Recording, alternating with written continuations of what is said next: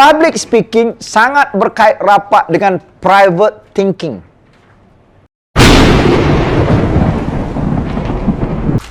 Apabila kita naik ke atas stage, dia akan ada graf seperti ini.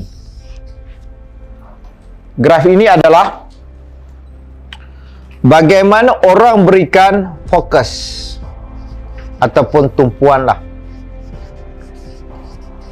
ataupun perhatian. Ini benda yang paling mahal sekarang. Dalam dunia sekarang, Gary Vee sebut perkara yang paling mahal dalam dunia sekarang ialah perhatian, attention. Kita terlibat dalam media sosial pun, manusia nak kepada perhatian. Untuk orang membeli produk kita pun perlukan perhatian. Untuk kita menawarkan khidmat kita pun, kita nak perhatian orang. Sebab kita berdepan dengan attention deficit syndrome. Manusia sudah tidak memberikan tumpuan dan perhatian kepada banyak perkara. Jadi ini adalah masa, rentang masa. Durasi lah, duration. Bila kita naik ke atas pentas, sewaktu kita tak punya apa-apa. Beza.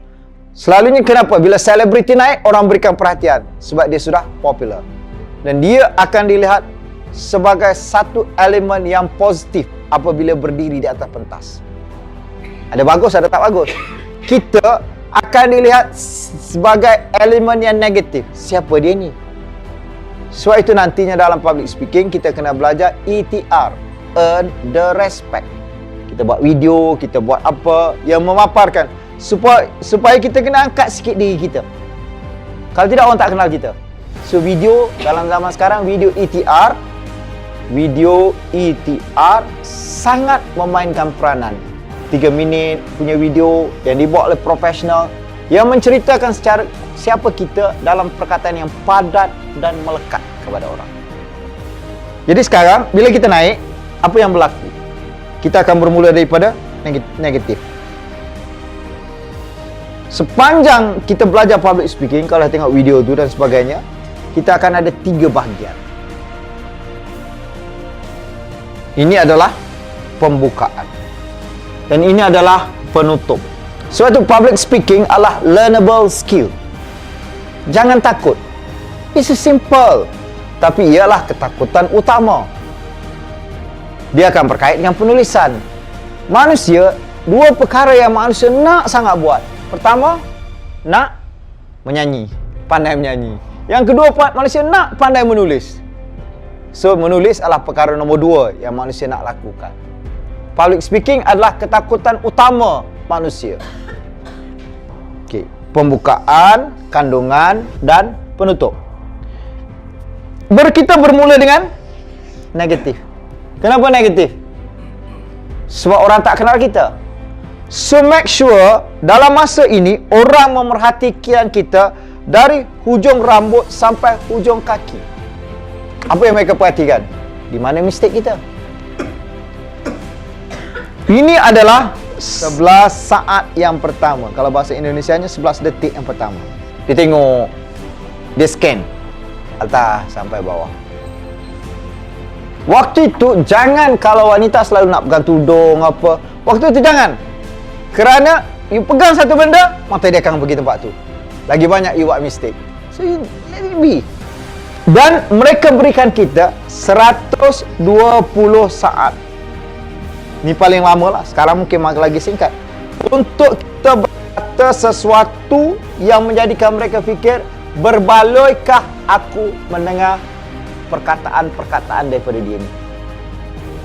You cakap merapu 2 minit yang pertama, 120 saat yang pertama, maka audience, walaupun tubuh dia ada kat situ, fikiran dia akan pergi tempat lain dah. Dia tak akan ambil hal kita. Kenapa? Sebab mereka fikir tidak berbaloi untuk mendengar ucapan kita. Inilah the biggest mistake dalam public speaking. Sebab kita tak plan sebaik mungkin pembukaan kita, opening speech kita. Dan apa yang akan berlaku? Ini adalah biasa. Jangan ada perasaan panik ke apa ke. dia akan terus, dia akan menurun. Okey? Dia akan menurun. Part kandungan, dia akan menurun. Then make sure kita berikan pukulan balik di sana. Kerana penutup, ada dua perkataan yang akan kita cukup belajar ini ialah CTA dan di sini kita kena ada seeding.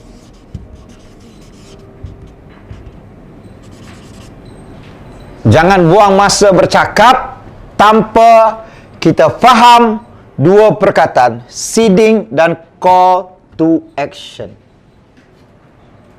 Apa yang kita nak? Apa yang kita nak sampaikan? Plan daripada awal dan akhirnya kita beri ucapan penutup yang sangat padu. Jangan selling sebelum sharing. Jangan selling sebelum adanya storytelling. Ikat cukup-cukup dulu, baru bagi pukulan yang paling padu. Boleh? Ya. So perkataannya apa dia? Perkataannya adalah story. Dia semua story itu. Story telling. Story sharing. Story selling.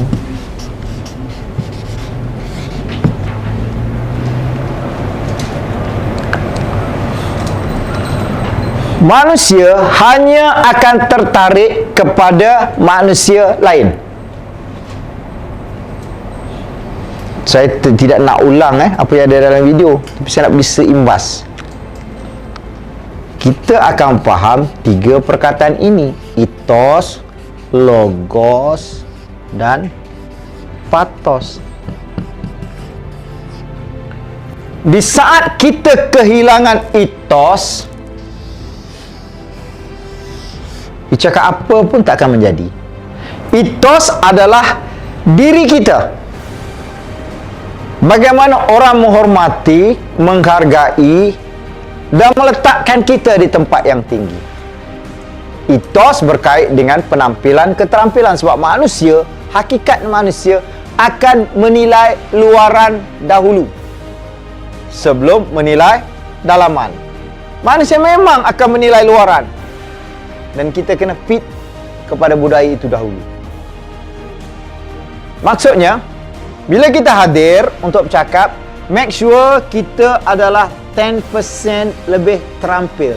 Only 10%. Sebab itu, kita akan faham nanti the triangle of public speaking. Tadi saya cakap public speaking adalah learnable skill. Kenapa selama ni orang tak nak belajar public speaking? Sebab pertama, dia rasa dia dah pandai bercakap. Okey?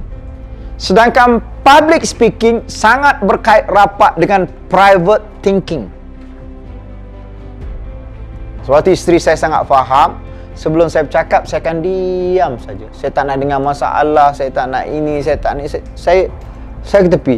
Because apa jua yang masuk dalam private thinking akan mempengaruhi tutur kata semasa berdiri di atas pentas.